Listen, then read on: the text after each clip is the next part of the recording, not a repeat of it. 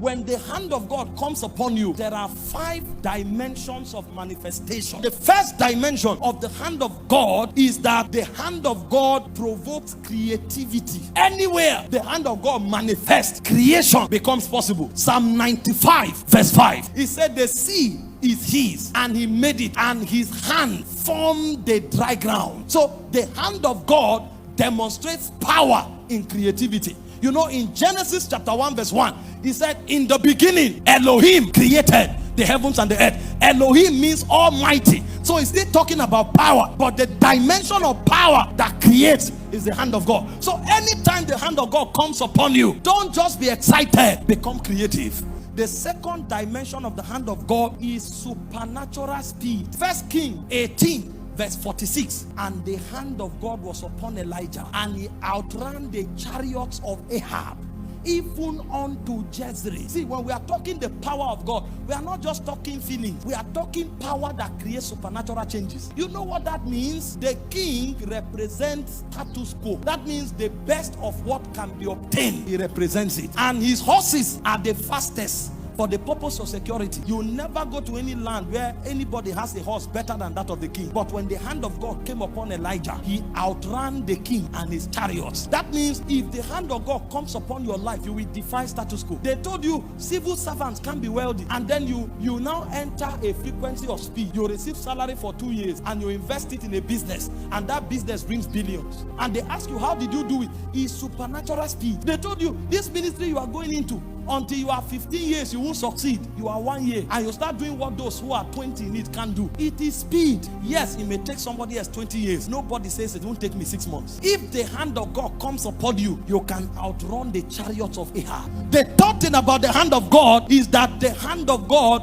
works wonders. If everything in your life is natural, you are a failure. If you can explain everything about your destiny, you are a failure. Ask those who change things. There are many things about their life that is supernatural, and that supernatural life is a function of the hand of God. Acts 4:29-30, when the disciples of Jesus were beaten, flogged, intimidated, and they were warned to stop preaching, they came to God and said, Lord, now behold they are threatening. Behold, they have paralyzed us with their threats. Behold it. They now say, grant unto thy servant all boldness that we may speak the word. How? They say, by stretching forth thy hand to heal, and that signs and wonders may be done in the name of thy holy child. If the hand of God is stretched, signs and wonders happen. So signs and wonders don't happen because we are orators. Signs and wonders happen because the hand of God is stretched. So if you want to see signs and wonders, do what moves the hand of God. The fourth dimension of the hand of God is judgment on your enemies. Exodus 3 verse 20, I will stretch forth my hand and strike Egypt with all of my signs and my wonders. Exodus 12 verse 12, and God passed through Egypt and judged all the gods of Egypt. When the hand of God comes upon your life,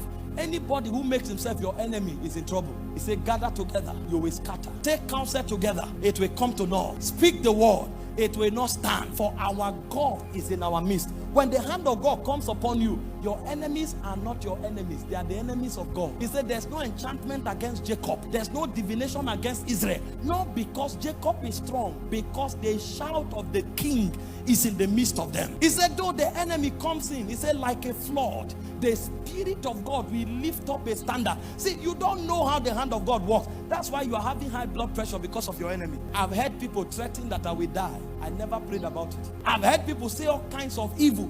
We will fail. I don't pray about such things. You know why?